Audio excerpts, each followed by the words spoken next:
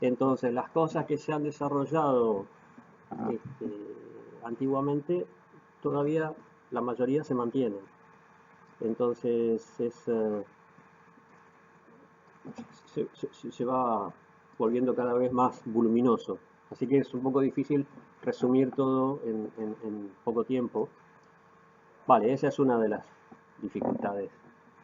Eh, lo bueno es que, gracias, es sumamente rico, ¿no? Es sumamente, disculpen si no parlo en catalán, pero mucho más. eh, sí, lo entiendo perfectamente, pero no me animo. Eh, es, es sumamente rico y novedoso, especialmente para quienes hemos nacido en Occidente y hemos crecido en una cultura occidental. Hay muchas cosas sumamente valiosas. Entonces les decía que una de las dificultades es esa, que es un poco difícil de resumirlo. Otra de las dificultades es que es una cultura muy diferente, ¿no? Eso es pertenece a una idiosincrasia y una forma de pensamiento que para muchos occidentales es, como dijera, es chino básico, no, es sánscrito básico. Eh, entonces, lo que yo trato de hacer es manteniendo y respetando la, la, la identidad de los temas, tratar de simplificarlo lo más posible, ¿no? Y en ese sentido estoy dispuesto para responder todas las preguntas que se les ocurra. Otra de las dificultades del hinduismo es todos los estereotipos que se han desarrollado en Occidente, ¿no? Todas las ideas extrañas y un poco por lo que decía antes, ¿no? La diferencia cultural y otro poco por la historia colonial de la India, o sea, cómo los diferentes, las diferentes fuerzas coloniales que ocuparon la India presentaron, ¿no? En el siglo, especialmente en el siglo XIX, siglo XVIII, XIX, la cultura de la India con un montón de estereotipos, ¿no? Por decir alguno, ¿no? La vaca sagrada, el politeísmo y un montón de temas que confunden muchísimo. Y una de las mayores dificultades es que si lo tratamos de ver como una religión, y si lo tratamos de ver como una religión, caemos en un par de errores que hacen muy difícil la comprensión del hinduismo.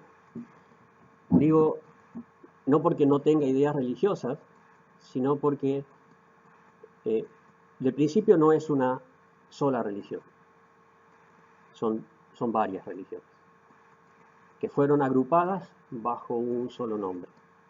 Ya cuando vamos a la palabra hindú o hinduismo, ya en un cierto sentido estamos cayendo en un error, porque un hindú, especialmente actualmente, tratan de identificar su creencia más como Sanatana Dharma que como hinduismo. Porque hinduismo no es una palabra original del hinduismo. No lo vamos a encontrar prácticamente en ninguna escritura, ningún texto sagrado hindú. Es una palabra que fue adoptada primero por los persas, luego por los griegos, para identificar la gente que estaban del otro lado del Sindhu, del río Sindhu, lo que hoy se conoce como Indo. Fue adaptándose, ¿no? Los persas no podían pronunciar la palabra Sindhu, no les costaba pronunciar la S, entonces quedó como Hindu. Los griegos no pronunciaban la H, así que Indo. Y de ahí viene la diferencia entre hinduismo e India. Entonces, luego el contacto con los pueblos musulmanes, fundamentalmente los turcos y los mongoles que entran en la India, y con todos los pueblos que que fueron entrando anteriormente, fueron adoptando esa forma de llamar, de identificar a todas las diferentes religiones que encontraban en la India.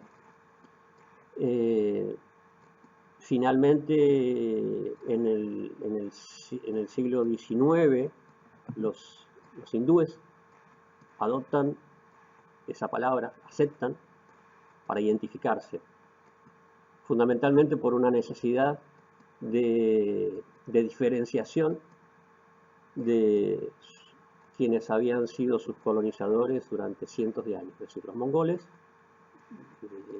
con una religión muy definida, el Islam, y los ingleses, portugueses, alemanes, holandeses, etc., también con una religión muy definida que es el cristianismo.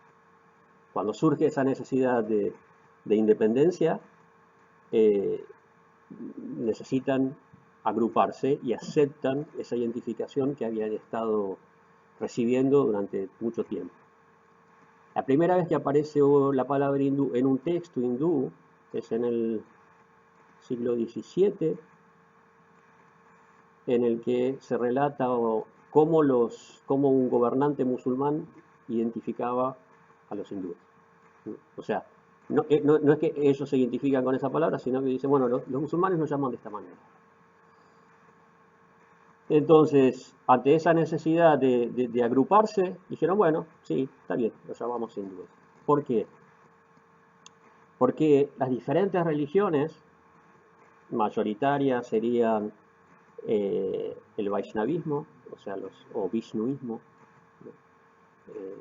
aquellos que adoran a Vishnu como el Señor Supremo, el Shivaísmo, ¿no? Aquellos que adoran a Shiva como el Señor Supremo, ¿no? Y el Shaktismo, ¿no? Son las tres mayoritarias, pero hay más, ¿no?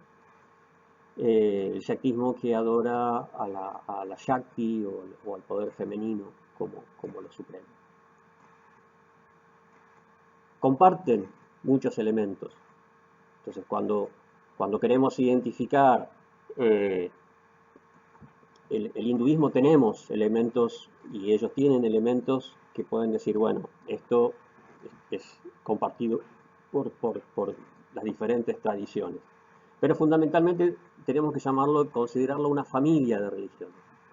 No es como si, por ejemplo, agrupáramos el Islam, el judaísmo y el cristianismo en una sola familia, porque comparten muchos elementos en común, comparten una zona de origen común, comparten ideas, a pesar de las muchas diferencias que pueda haber, pero si eligiéramos no decir, bueno, todo esto lo llamamos de alguna manera porque se desarrolló no sé, a las orillas del Jordán, lo llamamos jordanismo, ¿no? Bueno, más o menos es lo que pasó con el hinduismo. Tomaron diferentes tradiciones religiosas que compartían elementos comunes y se lo identificó como hinduismo. Entonces, si nosotros pensamos, bueno, hablamos con un Vaishnava y pensamos, bueno, el Vaishnava nos presenta su creencia. Decimos, esto es hinduismo. Después hablamos con un Shaiva, con un Shivaita, y nos presenta sus creencias y uno dice, ¿qué pasó? ¿Cómo es esto? O sea, ¿quién es? ¿Vishnu, Dios? ¿Shiva, Dios? ¿Qué Dios? ¿Cuáles son las escrituras más importantes? Y empiezan a surgir estas confusiones, estos conflictos que se han desarrollado durante la mayor parte del siglo XX. Tal es así que creo que en el 86 el gobierno de la India designó una comisión para investigar y definir qué es el hinduismo. Y finalmente no llegaron a una conclusión. Finalmente lo que consideraron más aceptable era aquellas tradiciones que adhieren a los Vedas, que son los textos originales, ¿no? Aquellas tradiciones que, para diferenciarlas de otras religiones que surgieron también en la India, pero que se consideran heterodoxas, como es el jainismo, el budismo, que no tienen digamos, la misma consideración a los textos védicos. Pero tenemos enormes diferencias entre estas tradiciones. Entonces, nosotros primero tenemos que considerar esto para empezar a abrir un poco nuestra visión y tratar de entender, tener una mayor facilidad para entender las diferentes manifestaciones religiosas que podemos encontrar en el hinduismo. Otro problema, otra dificultad es que los conceptos no siempre son teológicos, ¿no? O sea, en el hinduismo no encontramos mucha diferencia entre filosofía y religión. Entonces vamos a encontrar, por ejemplo, las diferentes escuelas filosóficas llamadas darshanas. Darshana quiere decir punto de vista, opinión. Y eso tiene que ver con el enfoque que tienen los hindúes de la religión. No parte de un dogma original, no parte de por ejemplo, de un fundador, no parte de una única escritura, no hay, digamos, una verdad excluyente. ¿No? Es muy abarcativo, ¿no? Por ejemplo, en el Rig Veda, el texto más antiguo, hay en 2 himnos hay una afirmación que define bastante bien lo que es el hinduismo. Dice, para los sabios la verdad es una, la verdad es una, pero los sabios lo llaman de manera diferente. Entonces, está hablando de una realidad, de una verdad absoluta, todo abarcante, todo envolvente, pero que es vista de diferentes maneras. Entonces, esas diferentes maneras se fueron desarrollando a lo largo del tiempo como darshanas, como análisis, creencias o razonamientos, puntos de vista. De ahí viene la palabra darshana, viene del verbo drish, que significa ver. Puntos de vista que no necesariamente eran teológicos, eran en muchos casos profundamente filosóficos. Entonces hay incluso escuelas como el Sankhya, por ejemplo, que una buena porción del Sankhya niega la existencia de Dios, por ejemplo, o no la considera, mejor dicho, no la niega, no la considera. Después hay otra parte del Sankhya que sí. Entonces, tenemos una melange, una mezcla de muchísimos elementos, y la idea de la cátedra es organizarlos de manera que puedan ser algo comprensible y que se pueda entender. Yo trato de nunca contar cuentos, que es algo muy común que se hace y se ha hecho en la indología a través del tiempo. Es decir, para facilitar la comprensión a veces de los alumnos o de los occidentales, hacer definiciones que encajen mejor en la mentalidad occidental, pero que no son reales. No, por ejemplo, si yo les digo, el hinduismo es un politeísmo, algo que vamos a encontrar en gran parte de los libros sobre el hinduismo y que todavía en las escuelas se sigue enseñando. Esto es algo que incluso los primeros indólogos, con todos sus preconceptos y prejuicios occidentales, se dieron cuenta de que no era así. ¿No? Por ejemplo, Max Müller inventó una palabra para tratar de definir esa visión que encontraban en el Rig Veda, ¿no? Él lo llamó un enoteísmo, es decir, que diferentes deidades reunían las mismas cualidades. Entonces decía, ¿cómo puede ser que Indra, Varuna, Mitra ocupen la misma posición y la misma... Bueno, para su forma de entender eso, él consideró que de acuerdo al adorador, esa divinidad tenía esas cualidades, ¿no? Y de acuerdo a otro adorador, otra definición que se ha dado es que es una monolatría, ¿no? Que hay una deidad suprema y que diferentes deidades inferiores ocupan distintos, digamos, puestos de responsabilidad en la administración universal. En fin, hay diferentes formas de entenderlo. Si uno le pregunta a un hindú, hay algo muy particular, que cuando un hindú habla de Dios, habla en singular, no habla en plural. O sea, no dice los dioses, siempre se refiere al Supremo como uno. Y una cosa que vamos a encontrar en estas darshanas y en las diferentes escrituras es que se habla de una verdad absoluta, de una verdad todo abarcante, como decía antes, ¿no? El verso el mantra del Rig Veda, la verdad es una, pero los sabios lo llaman de diferentes formas, ¿no? Una verdad absoluta que puede manifestarse en diferentes formas, pero que es una. Para muchos, no, por ejemplo, los Smarta, que podríamos considerar como una otra forma religiosa, otro miembro de la familia religiosa hindú, Vishnu, Shiva, Ganesha, son diferentes manifestaciones de una misma verdad. Para un Vaishnava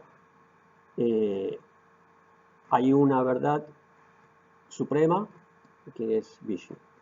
Para un Shaiva es Shiva. En realidad están hablando de una misma verdad y adjudicándole diferentes o apreciando diferentes características. Lo mismo para un Shaiva. Entonces eso es un punto importante para entender que si yo quisiera ahorrarme toda esta aplicación que le di, que no sé si ha sido clara o no, si se les ha dejado una mezcla más confusa en la cabeza, hubiera sido más fácil decir, no, es un politeísmo. Encontramos muchas imágenes, muchos dioses, y bueno, es un politeísmo. Y no. Primero que no tiene nada que ver con las ideas politeístas que podemos encontrar en Grecia, en Roma, en Egipto, etc. Y segundo, que tampoco lo es, ¿no? Para un Vaishnava, no, Dios es uno. Hay una sola forma de Dios, o digamos, una sola personalidad de Dios, y después hay diferentes semidioses, ¿no? Los devas. La palabra deva es sánscrita, que muchas veces se traduce como dioses o como semidioses. En realidad tiene el mismo origen que divino, que la palabra divino. Y quiere decir brillante, un ser resplandeciente, que tranquilamente se puede, que de hecho es dirigido a divinidades celestiales. Y esa es otra característica del hinduismo, que hace una diferencia entre seres celestiales o un cielo y la trascendencia. ¿No? Para el hinduismo hay diferentes categorías o estadios dentro del mundo, dentro del universo material, y hay una realidad trascendente que está más allá del mundo material y que es lo espiritual. Llámesele Brahman, luz, Dios, etc. Y estos diferentes devas entran en esa categoría material, temporal. Entonces, yo trato de, respetando la veracidad de la identidad del hinduismo, trato de hacerlo simple, pero tampoco cuento, ¿no? Hago afirmaciones que simplifiquen la cosa tanto de que falten a la realidad, que falten a la verdad. Bien, un poco aclarando esto,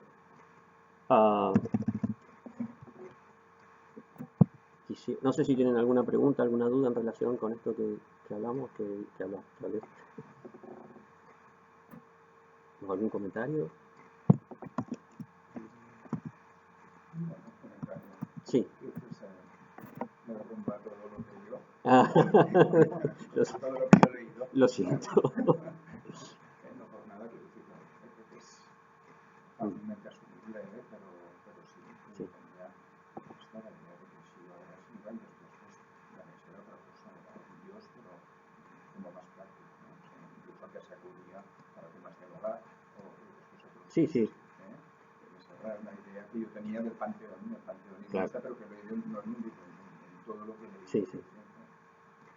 No, es así. O sea, Ganesha, por ejemplo, si alguien quiere evitar obstáculos en cualquier emprendimiento, le hace una ofrenda a Ganesha, ¿no? Pero, por ejemplo, un Vaishnava estricto nunca va a adorar o nunca va a ofrecer sus respetos o lo que sea a un Deva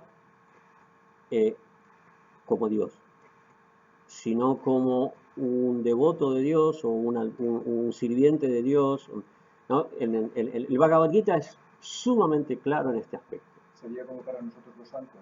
Sí, sí, exactamente. El Bhagavad Gita, que es el texto más compartido, más aceptado, a pesar de que es un texto Vaishnava, tanto por Shaivas como por Shaktas, porque refleja principios filosóficos del hinduismo muy, muy importantes, muy característicos, es muy claro, es muy enfático en cuanto a la diferencia entre Dios y los devas. Que, por ejemplo, Krishna dice en un momento, bueno, las bendiciones, los beneficios que dan estos devas son temporales. Es decir, están dentro del ámbito material. Aquellos que adoran a los devas morarán, estarán con ellos en sus moradas, pero todas esas moradas, desde la más baja hasta la más elevada, son temporales. Y la morada de Dios es eterna. O sea, en muchas partes, en muchos fragmentos del Bhagavad Gita, es sumamente claro. Por mencionar el texto más aceptado. Después en los Puranas también encontramos el mismo tipo de afirmaciones. Pero claro, yo digo Vaishnava o Vishnuita y son muy pocas las personas en Occidente que han escuchado ese nombre, un Shakta, ¿no? Y, por ejemplo, la imagen que se tiene de los Shaktas, de los tántricos, bueno, tántricos en realidad hay tántricos Vaishnavas, hay tántricos Shaktas, hay tántricos Shaivas, pero generalmente se identifica más fácilmente a los Shaktas como tántricos. Son imágenes desde el punto de vista moral occidental sumamente censurables y también desde el punto de vista ortodoxo hindú, porque dentro del Shaktismo hay muchos rituales y muchas cosas. Hay dos tantrismos, el tantrismo de la mano derecha y el tantrismo de la mano izquierda. El tantrismo de la mano izquierda, que comparte sus raíces con un tantrismo budista, apunta a romper estructuras mentales, estructuras intelectuales y rompe muchos códigos morales desde el punto de vista de la ortodoxia. Entonces, ese es el tantrismo que muchas veces se conoce en Occidente. Y no es ni el más practicado ni el más respetado en la India. Entonces, pasa, ¿no? Pero claro, se da una imagen de un pueblo que en sus orígenes tenía principios muy elevados, que se podían encontrar en las Upanishads, que se podían encontrar en los Puranas, pero que actualmente ya no es así, ¿no? Eso fue lo que le sucedió a los primeros indólogos que entraron en contacto con estos textos y no, venían iban con una mentalidad occidental superior, ¿no? La revolución industrial, eliminación, etcétera, ¿no? Y leían estos textos y quedaban maravillados y veían el comportamiento de la gente y no lo podían entender, ¿no? Porque por esa diferencia cultural tan marcada que yo les hablaba antes, ¿no? Entonces decía, no, esta gente no pudo haber generado esto. Estos textos, como los Upanishads, como el Rig Veda, etcétera, ¿no? Tan profundamente existenciales, filosóficos, morales. La gente no pudo haber generado esto. Entonces de ahí, bueno, de ahí de muchas otras teorías surgió la idea de que no, esto lo trajeron a un pueblo que vino de afuera y un pueblo que vino del Cáucaso, los arios. En fin, eso es tema de otra discusión. Pero bueno, sí, existe vamos a encontrar en muchos libros ese tipo de imágenes. Pero sí hay elementos comunes que nosotros podemos adjudicar a todas las escuelas del hinduismo, ¿no? Por ejemplo, por nombrar los más conocidos, el karma. El karma es una idea que comparten todas las tradiciones hindúes, incluso no hindúes como los budistas, jainas, sikhs, etc. El samsara o la transmigración del alma, la reencarnación, es también un elemento que comparten, ¿no? Las escrituras, como decía antes, esa adhesión al Rig Veda, al Sama Veda, al Atharva, Yachu, etc., a los Upanishads. La creencia en una verdad suprema, absoluta, como que yo mencioné antes. La fidelidad o la imagen de un guru, la necesidad de tener un maestro. O sea, hay diferentes parámetros que lo van a encontrar más explicado en los materiales de la materia. Hay diferentes elementos que uno puede decir, sí, estos son seguidos por todas las tradiciones. Entonces, partiendo de esos elementos, vamos a ir analizando la materia. La primera unidad es una puesta en escena, digamos, una situación histórica, ¿no? Para entender un poco, ¿no?, toda esta diversidad, toda esta gran diversidad que encontramos, porque la India nunca fue tampoco, así como no fue una religión, tampoco fue un país, ¿no? Fue un conjunto siempre a lo largo de la historia, fue un conjunto de reinos que en muy pocos casos, tal vez en uno o dos casos, tuvo una unidad. El mayor de todos fue el reinado de Ashoka, que tampoco fue todo un solo país, pero fue, digamos, el imperio de Ashoka, y por eso es que hoy en día se identifica, por ejemplo, los símbolos que se utilizan, la bandera, por ejemplo, es la columna de Ashoka, porque fue el primero en darle una unidad. Después, bajo el reinado de Aurangzeb, un emperador mongol, que nunca llegó a controlar el sur. Y en realidad el único gobierno que unificó todo fue el gobierno inglés, que en su principio era simplemente una compañía comercial, hasta el 1870 y algo, ¿no?, que se proclamó a la reina Victoria como emperatriz de la India y pasó a ser gobierno británico. Hasta entonces había sido gobernado por una compañía comercial, la Compañía de las Indias Orientales, y que a través de tratados, guerras, sometimiento, etc., habían unificado hasta un cierto punto toda la India, pero que seguía teniendo sus reyes, sus príncipes, sus diferentes particularidades administrativas. Entonces, el hecho de conocer un poco la historia nos ayuda a entender toda esta diversidad de la que yo estaba hablando antes, ¿no? O sea, una diversidad administrativa y étnica y cultural, social, que se refleja en el pensamiento religioso. Hoy en día cualquier indio habla 3, 4 idiomas, porque hay una diversidad, no estoy seguro si 18, porque siempre varía, 18 o 20 lenguas oficiales, ¿no? Oficiales, y después dialectos hay 150, 200, o sea, depende de donde busquemos la información, puede variar bastante. ¿No? Es como decir, o sea, el mallorquí, el valenciano y el catalán son lenguas distintas. más o menos, no son tan diferentes. Como decir, el argentino es una lengua distinta del castellano, más o menos, o sea, sí hay diferencias, pero no son tan diferentes. Entonces, a veces los números que se clasifican las lenguas indias puede variar, 150, 200, de todas maneras, muchísimas. Entonces, todas esas diferencias culturales, ¿no? Tenemos, por ejemplo, en el norte, una cultura predominantemente aria y en el sur una cultura predominantemente drávida, y después pueblos más originales, más primitivos, más antiguos. Hay una diversidad enorme. Y la capacidad de los indios de convivir en esa gran diversidad, ¿no?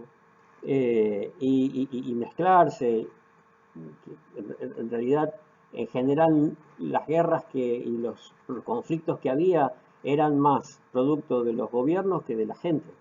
O sea, esa capacidad del indio de convivir con la diferencia se ve muy reflejada en el pensamiento religioso. Por eso es que cuando dijeron, son todos hindúes, nadie dijo, no, yo no soy hindú, yo soy Vaishnava. No, yo soy Shakta, no, yo soy Shaiva. Ya, somos todos hindúes, ningún problema. Son idiosincrasias, ¿no? Características culturales. Entonces, bueno, volviendo al tema, tenemos diferentes elementos que podemos tomar como generales, y eso es lo que vamos a encontrar en la segunda unidad. En la segunda unidad yo les presento temas que son básicos y que comparten todas las tradiciones, que es el karma, que es el dharma, que es el atman o el ser, que es el brahman, ¿no? o la verdad absoluta, de acuerdo a las diferentes tradiciones, que es el varnashrama dharma, que es el sistema social, que no es el sistema de castas, también explicamos lo que es el sistema de castas. Esos temas generales van en la segunda unidad. En la tercera unidad hacemos un raconto y una introducción a las escrituras, ¿no? Las diferentes escrituras más importantes, partiendo de los Vedas y sus apéndices, los brahmanas, los itihasas, etc. Itihasas son las epopeyas que contienen historias, pero con un gran contenido sapiencial, ¿no? Como por ejemplo Bhagavad Gita, es parte de un itihasa. Un itihasa que se llama Mahabharata, que es la literatura más popular.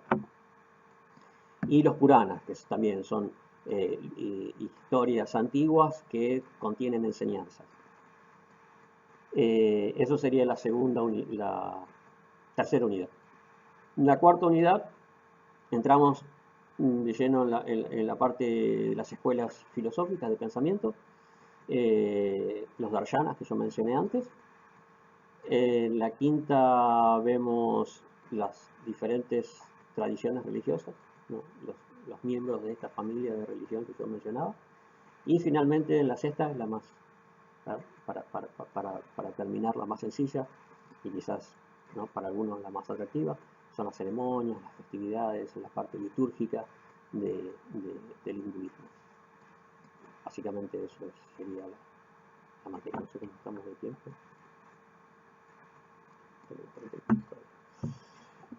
Normalmente son 45, pero este año no sé, han alargado un poco más, así que estamos más relajados.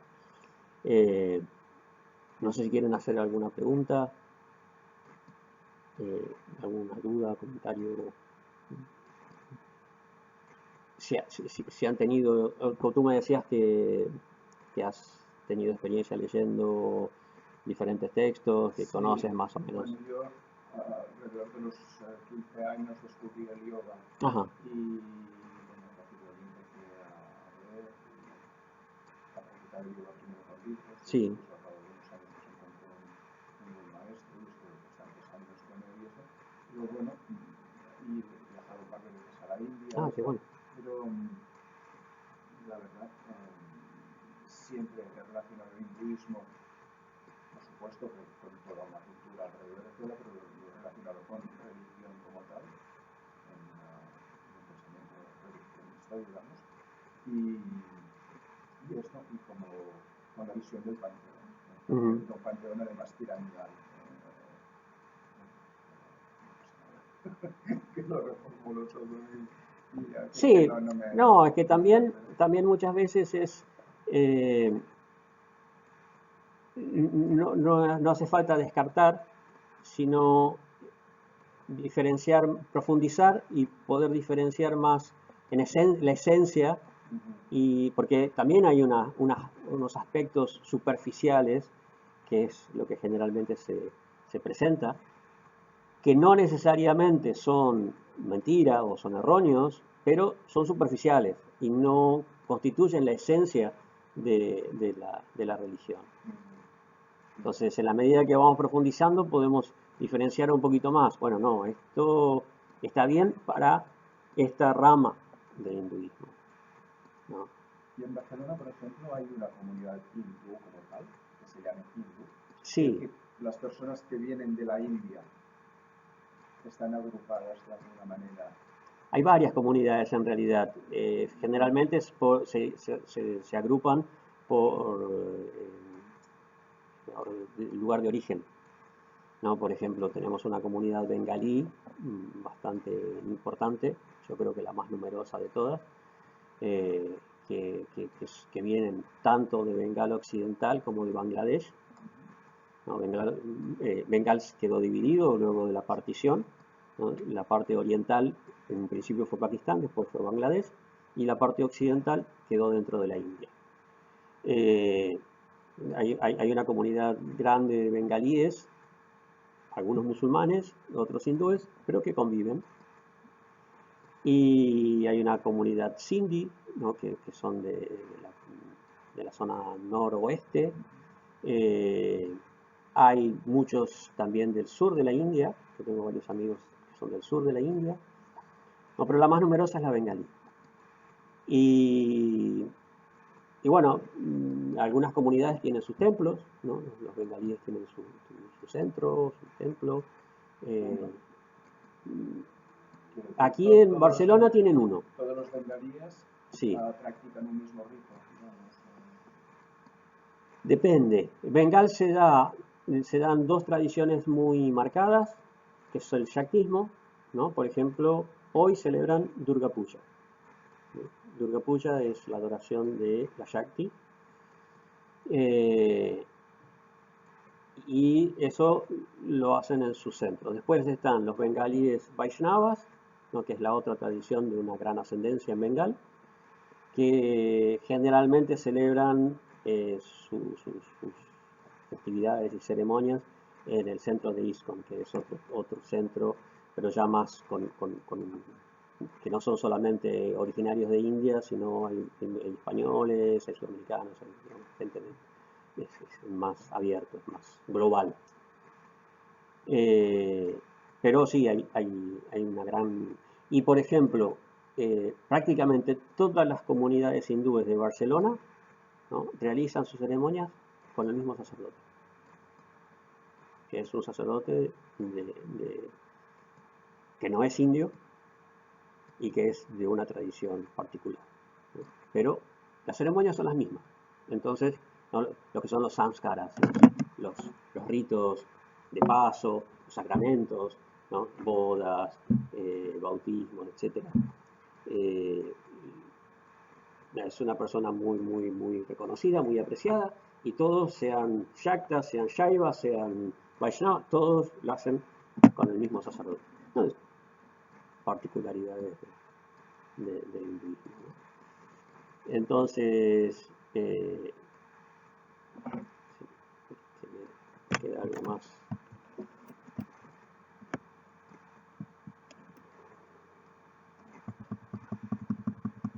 En cuanto a las diferentes formas del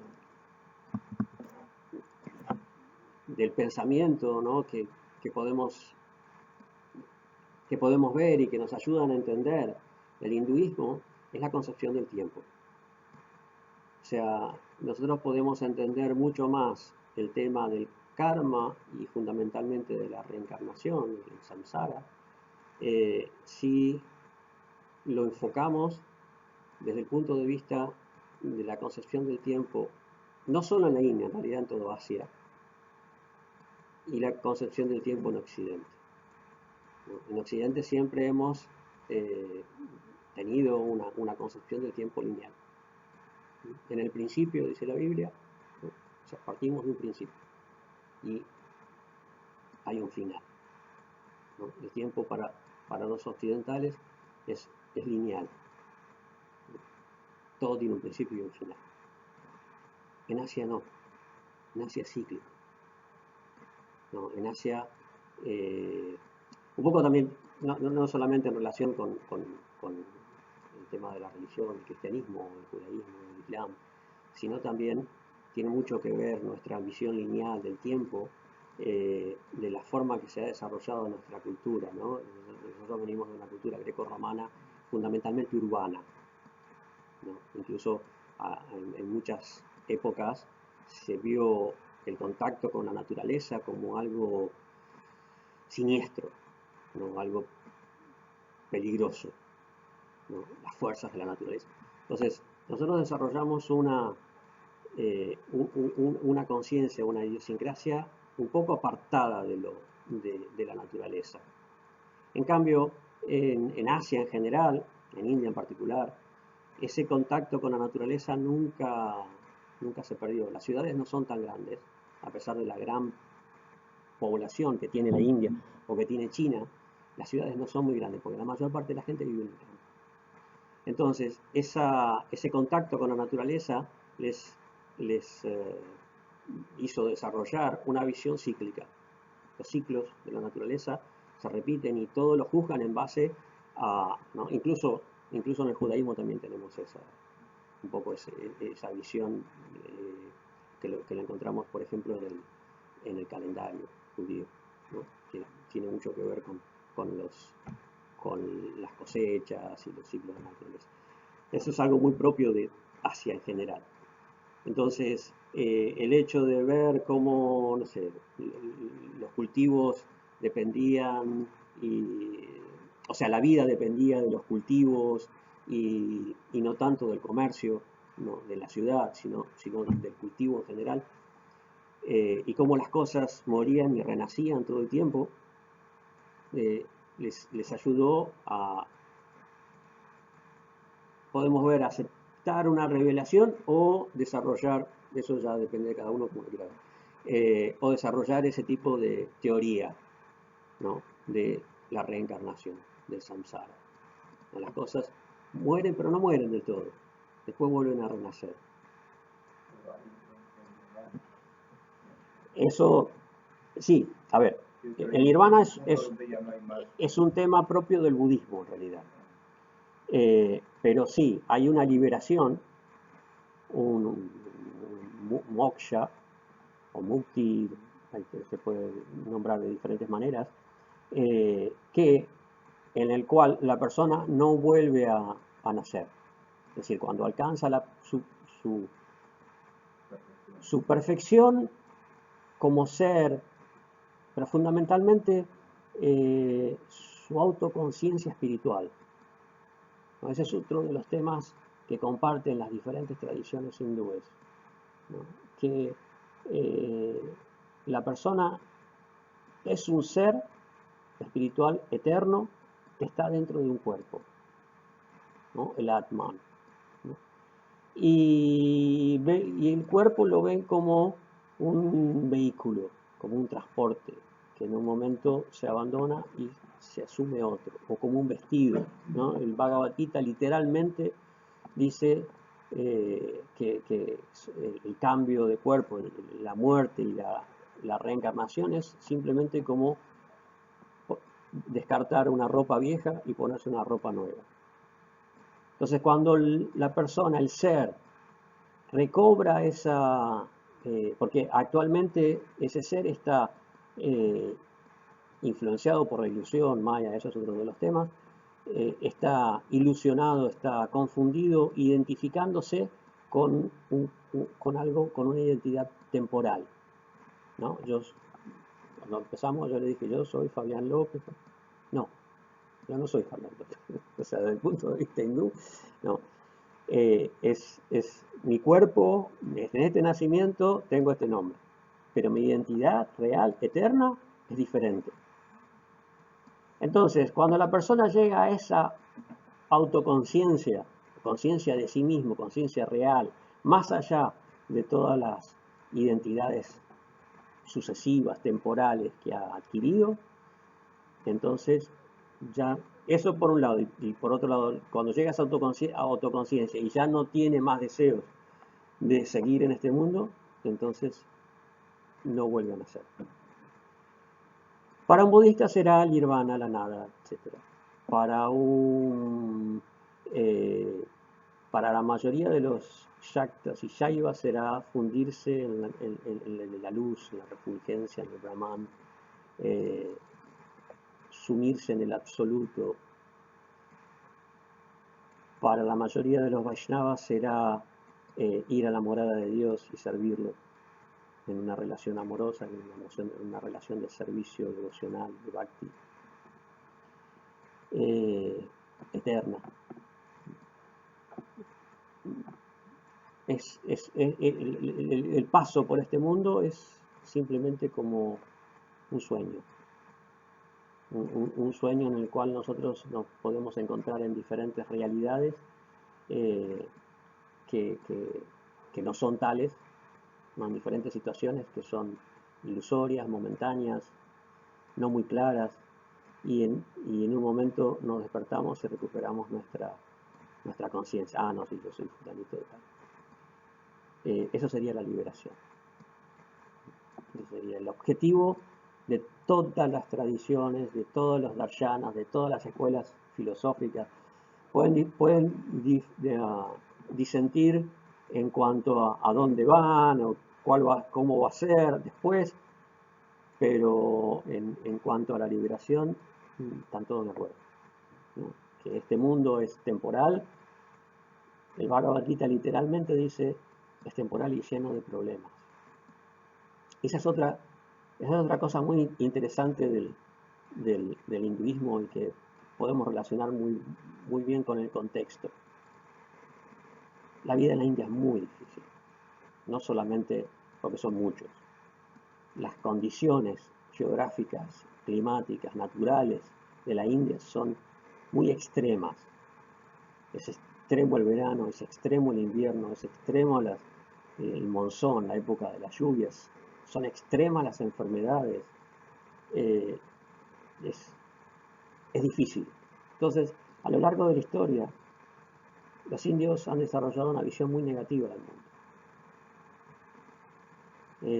Una visión de que este mundo, ¿no? Que, como decía, el Bhagavad Gita lo llama temporal y miserable. Es terminante. Y en general, si vamos a las Upanishads, a los Puranas, siempre vamos a encontrarnos esa visión, ¿no? De lo negativo. No es un lugar para quedarse. Había un gurú que decía, el mundo no es un lugar para caballeros, es gente de primera clase, ¿no? Este mundo es como, hay que irse. Entonces, el tema del moksha o la liberación, es el objetivo de todas las tradiciones. Algunos pueden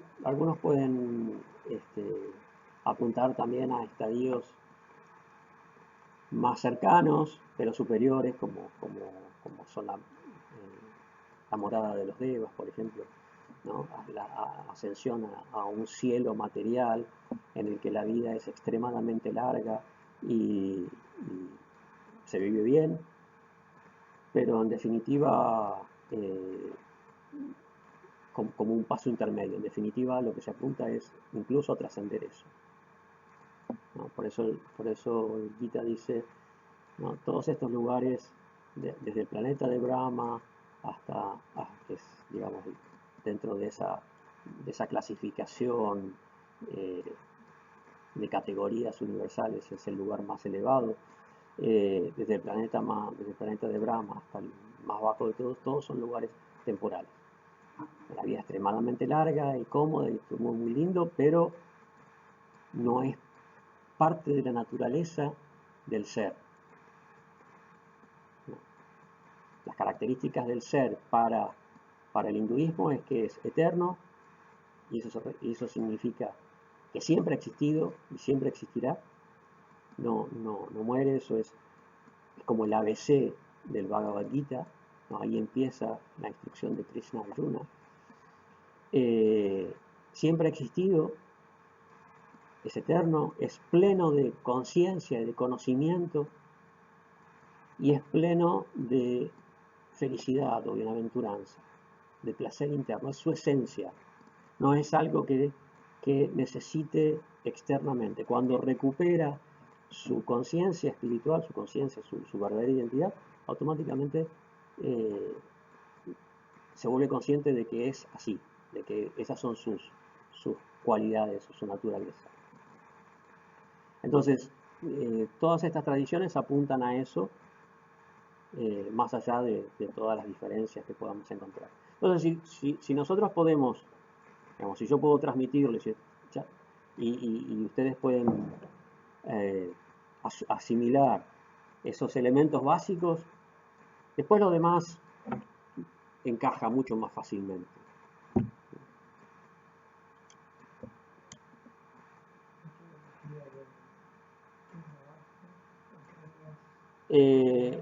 Este año voy a cambiar un poco en base a las experiencias anteriores. Yo tenía toda una serie de actividades para cada unidad, pero ahora las eliminé. Vamos a hacer cuestionarios, voy a hacer los cuestionarios de cada unidad. Vamos a poner esta semana ya lo tendré listo, poner fechas estimativas, no hay fechas límites acá. O sea, la única fecha límite es cuando yo tengo que entregar las notas. Yo les pongo fecha límite para que más o menos se organicen, pero no pasa nada. Si ustedes me dicen, no, me atraso, no hay problema. Entonces, les doy cuestionarios para llenar, serían como evaluaciones. Después, parte también de la nota tiene que ver con la participación en los foros, ¿no? Preguntas, comentarios, ¿no? Ver que así yo puedo evaluar que ustedes están leyendo más o menos. No importa, me pueden hacer todas las preguntas que quieran. O sea, me encanta que me hagan preguntas, así que no se corten. Y ver la búsqueda. Yo les doy en el material bibliográfico que yo subo a la plataforma, les doy una cierta bibliografía que es obligatoria, que es los apuntes de la materia, que los hice yo, y una bibliografía mínima que les ayuda a entender mejor. Después, hay otra bibliografía que es complementaria, que eso, si ustedes quieren leer y ampliar, les interesa un tema, lo profundizan un poco más. Y después hay una bibliografía sugerida que es por si el día de mañana quieren investigar más en un tema, pero bueno, esa bibliografía, o sea, no es que todo lo que está ahí se lo tienen que leer todo. Hay bibliografía obligatoria, complementaria y sugerida. Como la sugerida es como una ayuda, una guía. Después ustedes pueden investigar. Incluso de repente hay libros nuevos que yo no conozco. Ustedes me dicen, mira, encontré este texto, ¿qué te parece?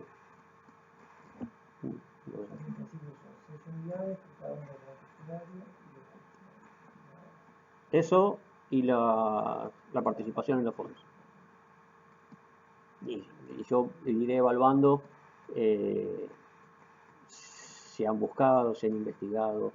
No es lo mismo, no sé, que me hagan un comentario de los apuntes que de repente no hayan leído. Claro. Sí. Luego, antes hacíamos, les daba trabajo, pero muchas veces copiaban y pegaban. Y o sea, de acuerdo a las reglas de la universidad, eso es prohibido con expulsión, más o menos. Pero O sea, nadie va a tomar una medida así tan drástica, ¿no? Pero generalmente lo que hacía, no, mira, esto lo copiaste de acá, esto lo copiaste de allá, hacelo de vuelta, no pasa nada, no, ahora no te pongo la nota, trabajarlo un poco más, no, más o menos. Pero era una pérdida de tiempo. Para mí, que tenía que leer lo que ya conocía, ¿no? A veces lo que yo mismo había escrito, y para la persona que tenía que volver a hacer todo. Entonces, prefiero darles un cuestionario y en base a la lectura ustedes me van respondiendo. Porque a veces la investigación también se vuelve muy complicada, muy confusa, ¿no?